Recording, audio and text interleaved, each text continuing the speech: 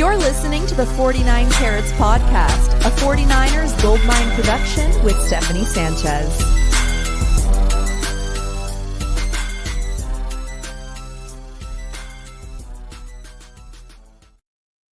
What's going on, everyone? Welcome to another edition of the 49 Carats Podcast. I'm your host, Steph. It is Wednesday, November 27th. The 49ers are preparing for their Week 13 matchup against the Buffalo Bills. But before they do that, of course, they got a week of practice ahead of them.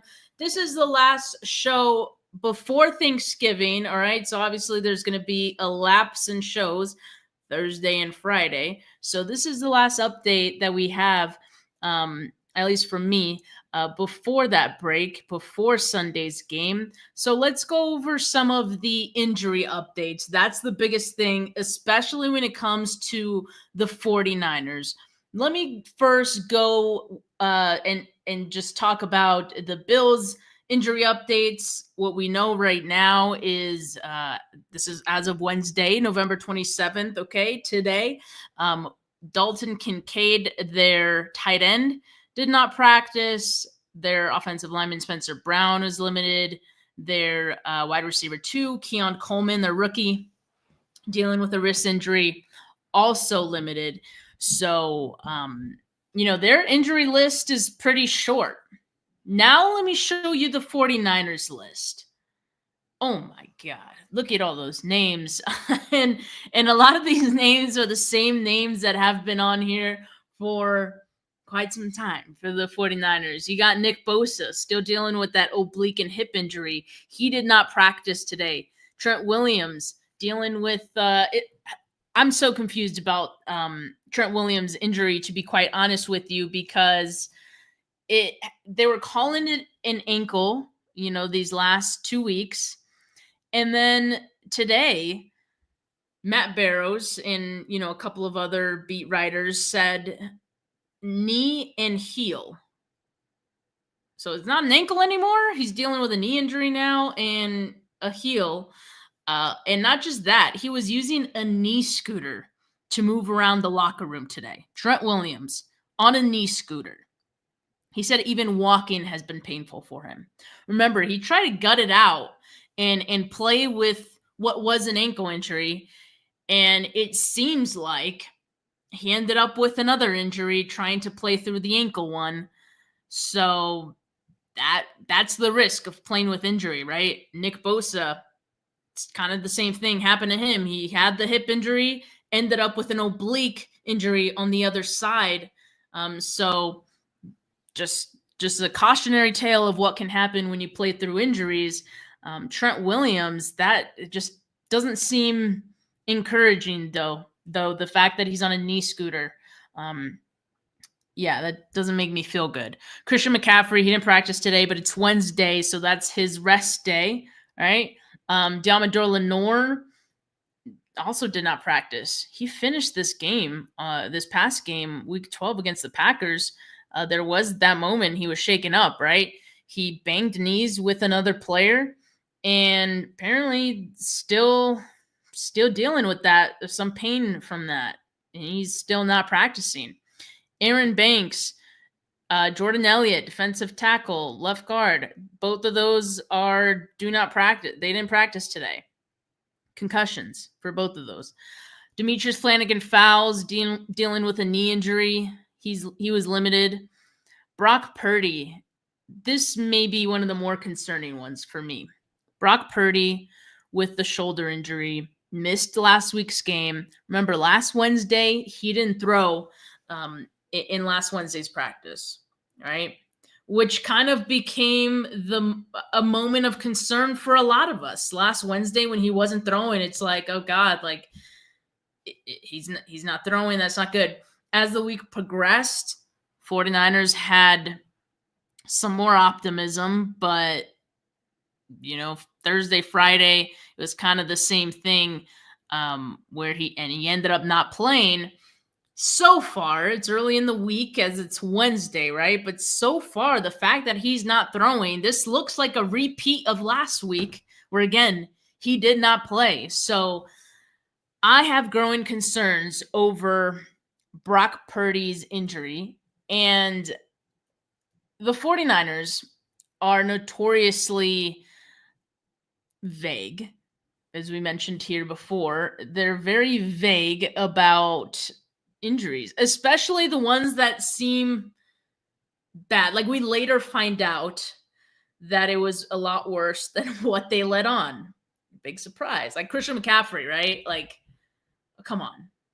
They were super vague about that. And they almost the reports are like the 49ers were just as surprised as everyone else. Were they? It's not like I'm starting to get there with this Brock Purdy shoulder thing. I'm like, do they know more and they're just not telling us? Like, what is actually going on here? But I have, like I said, some growing concerns over Brock's injury, and I don't know. We'll see how it goes, I guess, as the week progresses. Hopefully there's some more encouraging news as the week goes on. Dre Greenlaw, this is probably the only good news of the week as far as injuries go, right? Like, you have Dre Greenlaw who's coming back from injury, and this was his first practice today. He was limited. I think it was nice to get him back on the field. Just to see him, I'm sure, was a bit of a boost, a morale boost for everyone, especially given all the other injuries, happening. But Greenlaw, he brings energy, and he looked like his old self in the video clips that I saw. So, hey, it's good to have him back. Now, whether or not he should actually return to play in a game, that's another discussion.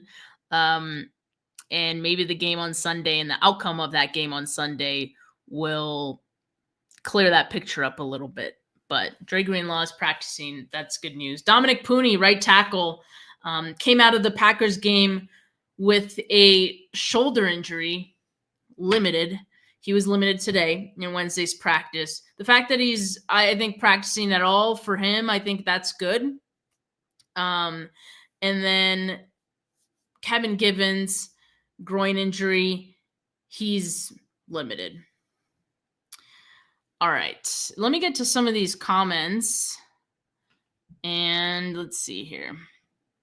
Thank you, 49ers Throwback. Yeah, we got a smaller crowd here today because it's the day before Thanksgiving, but I appreciate you guys that are here with me.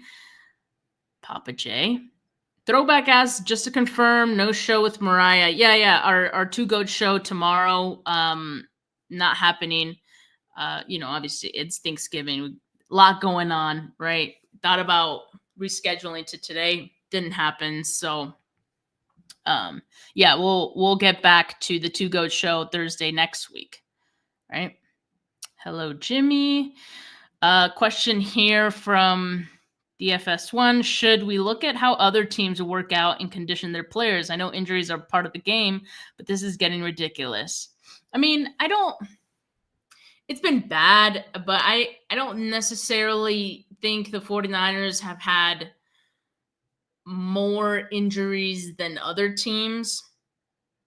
Like 2020 season, there were a lot of multi-week / season-ending injuries. That's the difference between 2020 and this season. And I think that's still this is still not 2020 level. I just want people to understand that. And then also there were injuries across the board, across the league this season as well, for a lot of teams, right? So it just feels like a pile on top of everything else. People have brought this up before. Are the 49ers doing something wrong in terms of their conditioning and all that? Last season was a fortunate year for them where they didn't actually have a lot of injuries. And that's kind of extremely lucky for any team. It just doesn't work like that year to year, though. If you have injury luck one year, the chances are you're probably going to have more injuries the following year. And so, I think that's just kind of what we're seeing right now. It's bad. And because the team is playing as bad as it is, I think it's just kind of also amplifying this. It's close to 2020, but I don't think it's as bad. Alberto asks, when did Purdy get hurt? I don't think they know the specific play he got hurt on, but this was 2 weeks ago now when when they played Seattle, I believe. And I think the low-hanging fruit is to assume that he got hurt on one of the scrambles. That's usually when he takes the most hits. And I think in that he got sacked a couple times too, where it very well could have happened. But yeah, I think more than likely maybe on one of those scrambles. Again, I don't think they know the exact play in which it occurred. My dad in the comments asks, just got off the phone with him before I went live. I was like, am I going to see you in the live chat? Here he is. He says, what's up with Warner? It's a good segue. Let's talk about Fred Warner. This was a shocker today, an absolute shocker. I'm going to go ahead and play this video here of Fred Warner giving us this shocking revelation. Sorry to be repetitive, but so you did fracture your ankle earlier this year? Probably shouldn't get too much into it. I probably already made a mistake by even saying all of this. But, yeah, I mean, back when I heard it, there was a bone fracture there, yeah. In that Patriot game? Yeah. Okay. Yep. So Fred Warner has been playing with a fractured ankle since after the Week 4 game against the Patriots. What? I mean, shocking, yes. But also, when you notice the fact that his stats fell off, like you could see it, like he just wasn't the same. The first month of the season, dude was on a tear. We're talking DPOY for Fred, right? And then after that, like he just kind of faded into the background a little bit. Still there, but not his usual self. And I think a lot of us speculated as to why that is. As far as myself, like I think I kind of just assumed that he was trying to do too much and try to overcompensate for maybe the rest of the defense and trying to be in too many places at once. I and maybe that's part of it. But yeah, also dealing with a fractured ankle. So that's pretty big. And as far as the people wondering about injury disclosure, the 49ers did have him on the injury report in October. And yes, it was for ankle. Like, that's all we knew. Ankle injury.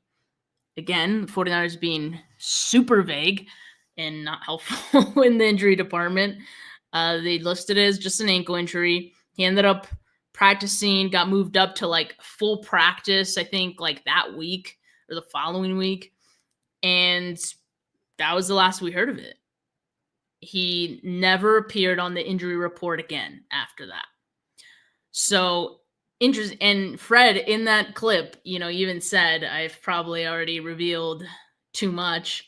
Yeah, I won't be surprised if the NFL kind of comes knocking on the 49ers door, and maybe there'll be a fine for this. Not sure, but I think the NFL rule is like, as long as the player is hurt, you do have to include him on the injury report, even if they are a full participant in practice. So 49ers haven't been doing that, like I said, since, mid-October. And so there could be some repercussions to this, just something to keep in mind as well. But as far as Fred playing through this injury, it's shocking, yes. But at the same time, not really. Like, Fred hasn't missed a lot of time in his career, like, really at all. And early in the season, again, like after Week 4, 49ers still very much in it, right? You want to be there for your team. And so if he felt like he could play through a fractured ankle, more power to him. I mean, he's a beast for that. Very honorable. Now, 49ers are at 15% chance of making the playoffs. Now, I'm not so sure if he should continue to play on that ankle if the 49ers lose on Sunday.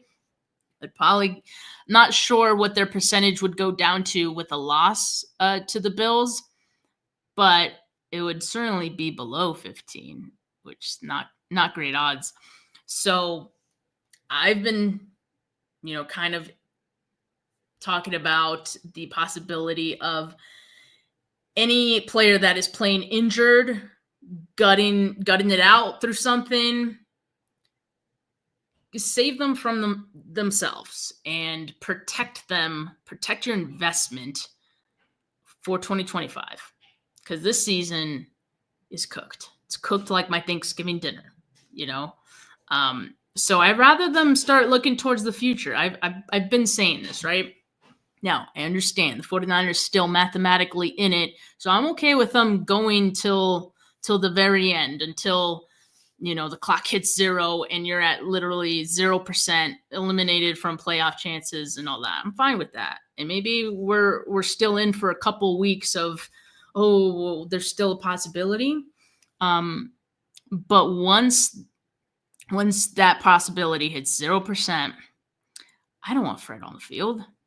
No, I don't even want Trent Williams on the field. Hell, I mean, Trent might not even return to the field, if we're being quite honest, seeing as how he's in a knee scooter.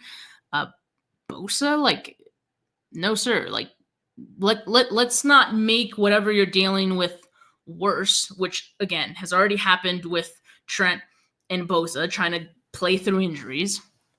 Let's not do that and risk further injury or risk a season-ending injury, God forbid. And let's have you ready for 2025. Those are the type of the decisions the 49ers need to start considering. All right. And Fred Warner even said, yeah, if I play through it, the bone doesn't have a chance to heal on its own. His words, that is what he said.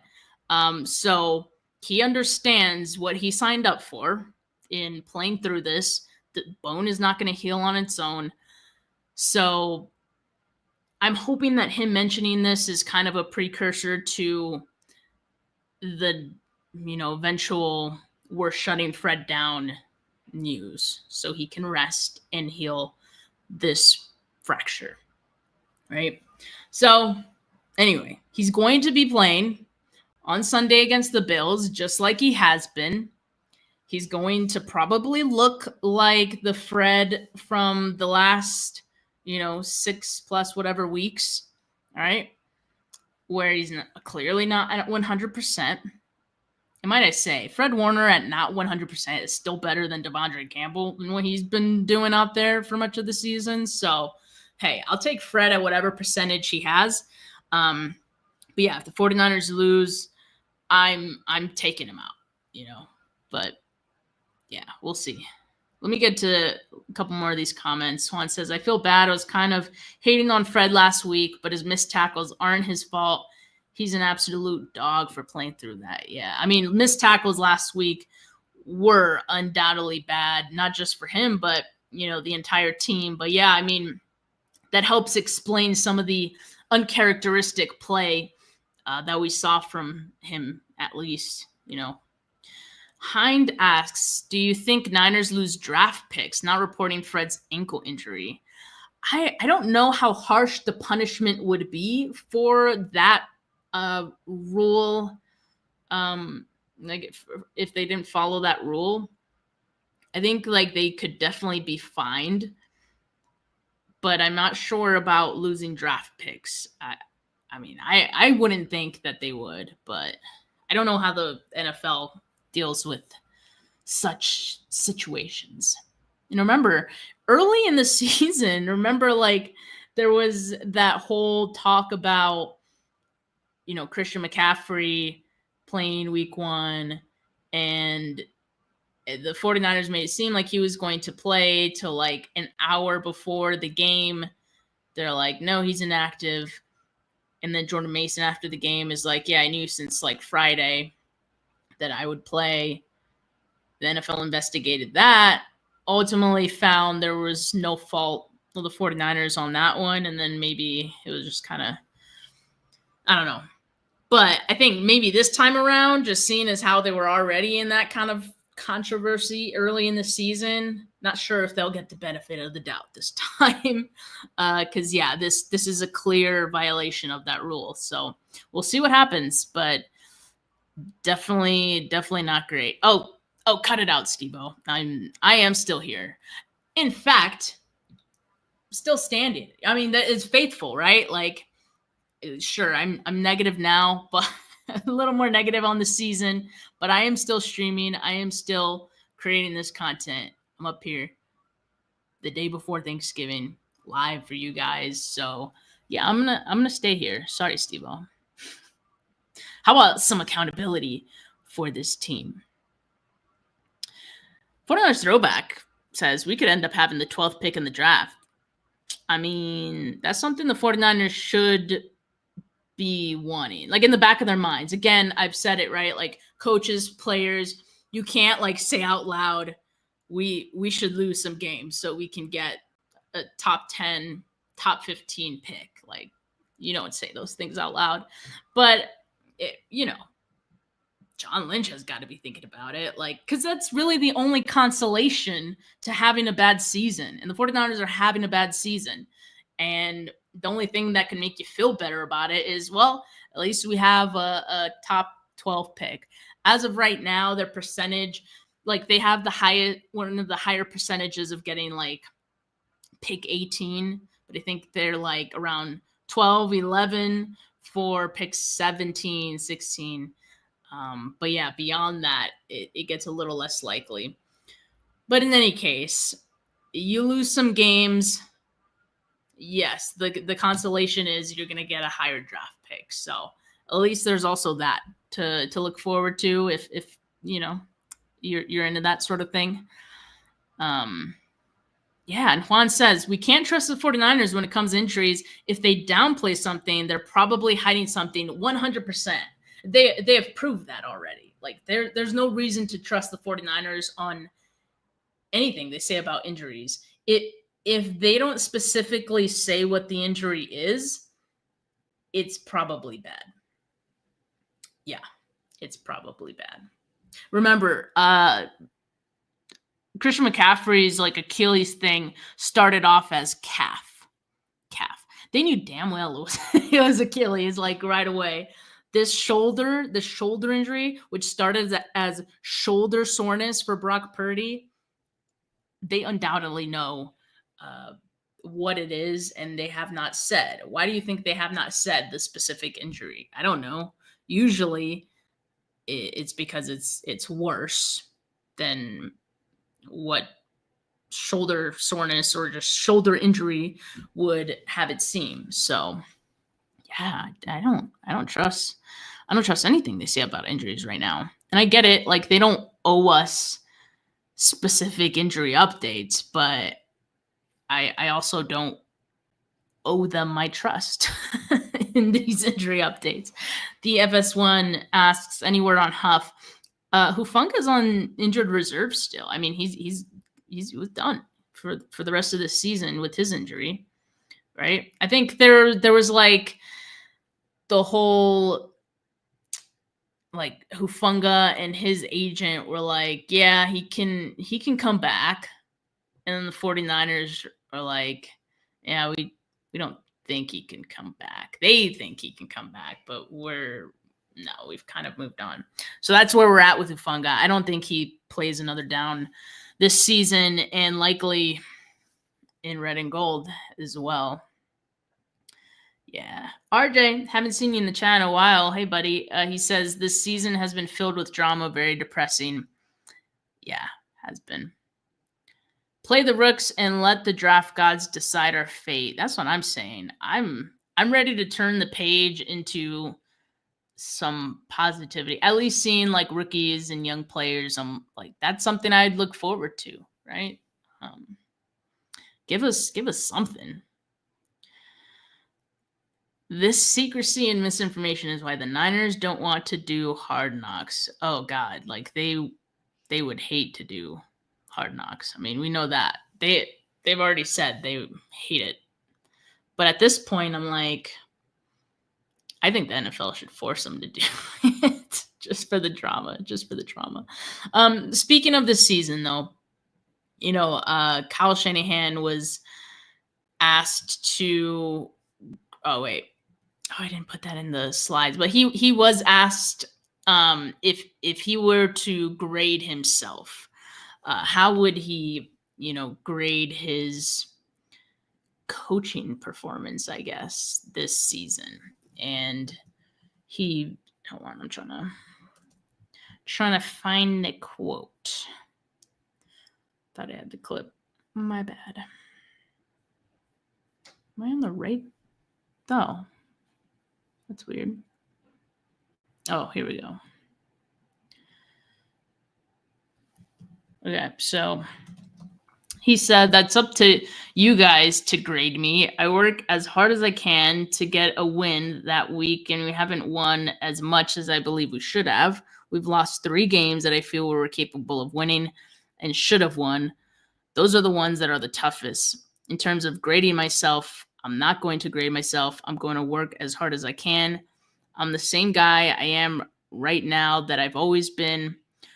We've got to overcome some things that we're in right now. I believe we can overcome them, but we put ourselves in a tough bind, and that's why we've got to be extremely good and successful here going forward to be able to overcome that stuff." That's what he said. To start off by saying that's up to you guys to grade me. Is it? Not really.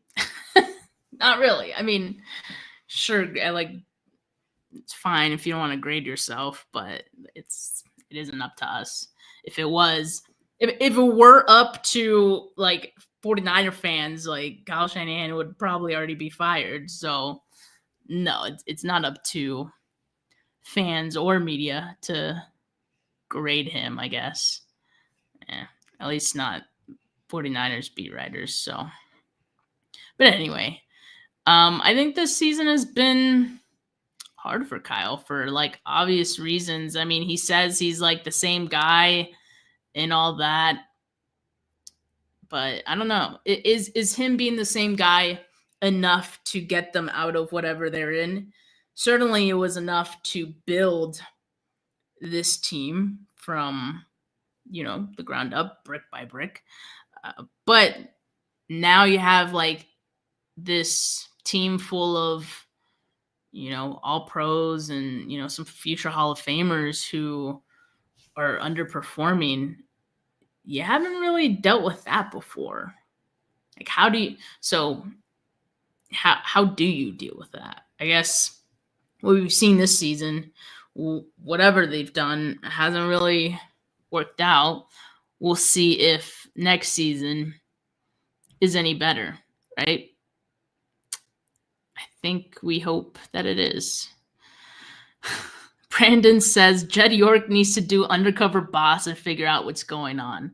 Yeah, Jed York in a wig and a terrible mustache, just watching practice from the sidelines in the locker room.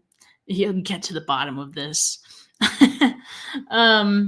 Now we talked about some of the injury updates, and I also want to talk about the forecast for Sunday's game, because obviously it's a night game, Sunday night. It is in Buffalo, the first day of December. You expect it to be chilly. It's going to be 26 degrees at night. In the daytime, it's 33 degrees in Buffalo, or it will be on Sunday. And it's Wednesday right now, right? So obviously this forecast could change between now and then.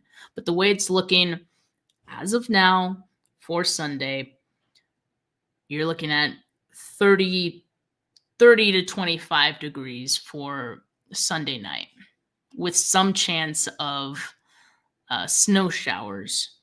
Looks like during the day there's going to be some snow showers, which means there's a greater possibility the field will be covered with some snow, possibly still wet. And it says snow accumulation is less than 1 inch. So it won't be a whole lot. I'm sure by nighttime it will likely be melted, but it'll still be wet. I would assume it's going to be 25 degrees. So yeah, Maybe it could even get icy. I don't know. But that's chilly, no doubt. Definitely going to be chilly. And then as we mentioned, there's the possibility that Brock Purdy doesn't play. So we might see Brennan Allen again on Sunday. But